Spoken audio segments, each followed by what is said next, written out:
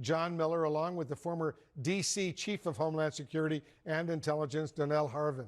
We're also joined by former senior FBI agent Katherine Schweit. Let me start with you, John. What are your sources? And you have excellent sources in the NYPD. What are they telling you about where things stand with the manhunt?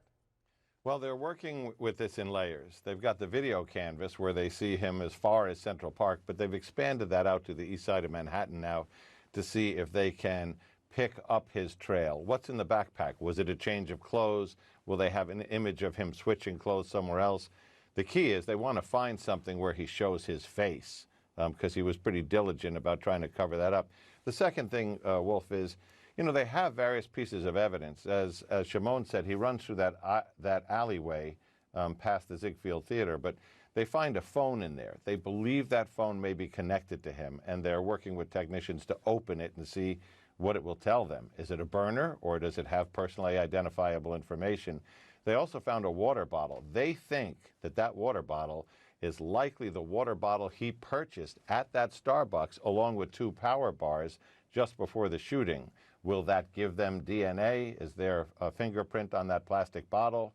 That's another thing they're going to be working with. So between trying to find something technological, like a picture of his face through the video canvas, and then forensically from the clues found on the scene, there's that. Beyond that, it's the search for motive. And no one knows what the motive is, at least not yet, but I'm sure they're working hard to find out what the motive could have been. Donell, a source does tell CNN that the company was aware of concerning threats against the UnitedHealthcare group that talked about going after top executives at the company. How does that play into this investigation?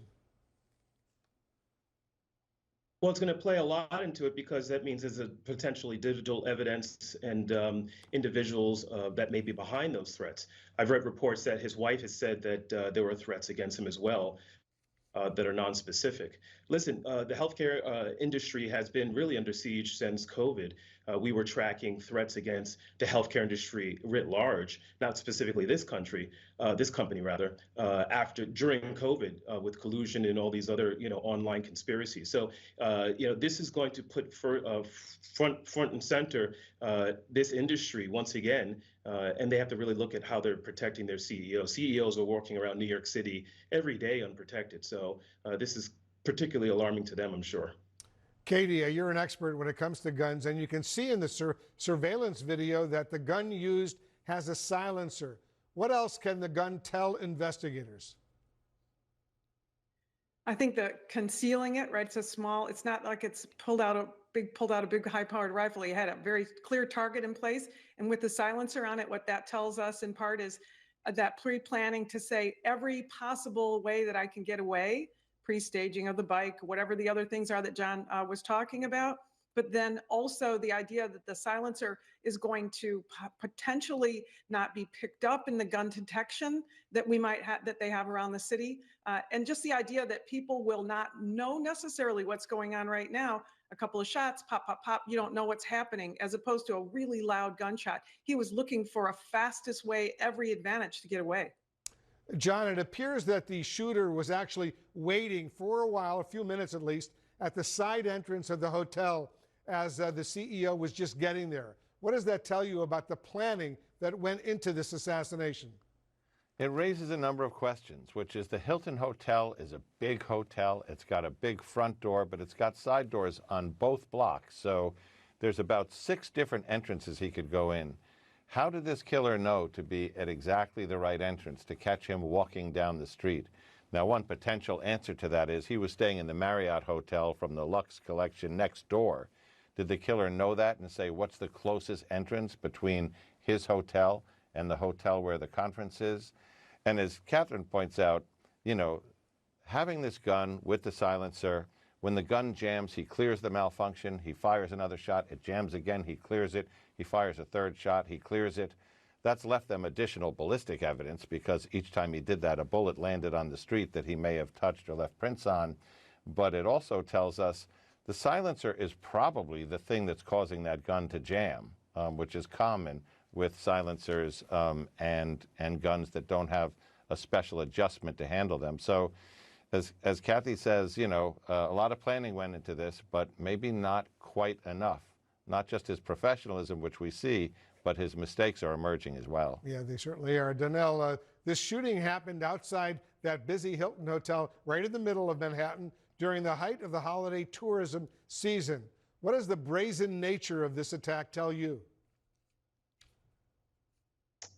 Yeah, I mean, as a New Yorker, we're used to hearing about, untargeted, random acts of violence. The Christmas tree is getting lit today. There's a lot of tourists in town. It is really concerning. But as John mentioned, this individual didn't care about any of that. He scoped out his target. He was patient. He was in the right place at the right time. It shows some pre-planning. This doesn't happen. Right? You don't see, I'll call it an assassination attempt in a major city like this. And so, everyone's taking a step back and kind of looking at this, but this is not a random act of violence. The NYPD came out and said it, and I think you're hearing that today. Yeah, we certainly are. Katie, what is the length of this manhunt tell you? It's been going on since early this morning. I'm sorry, I missed your question. What is the length What does the length of the manhunt tell you since it's been going on since very early this morning? I think that, as you can imagine, NYPD is being as thorough as they possibly can. They want to collect every piece of evidence. In a planned, a targeted event, there's a lot of evidence of planning ahead of time. They want to collect that.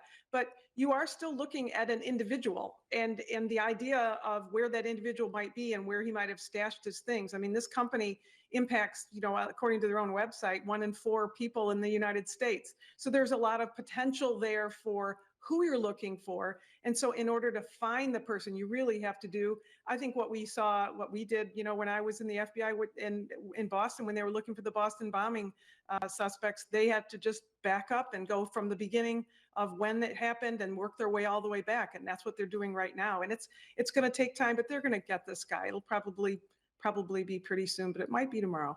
Well, let's see. Let's hope it happens soon. That would be very, very important to get this guy off the streets. Everyone, thank you very, very much. Just ahead, the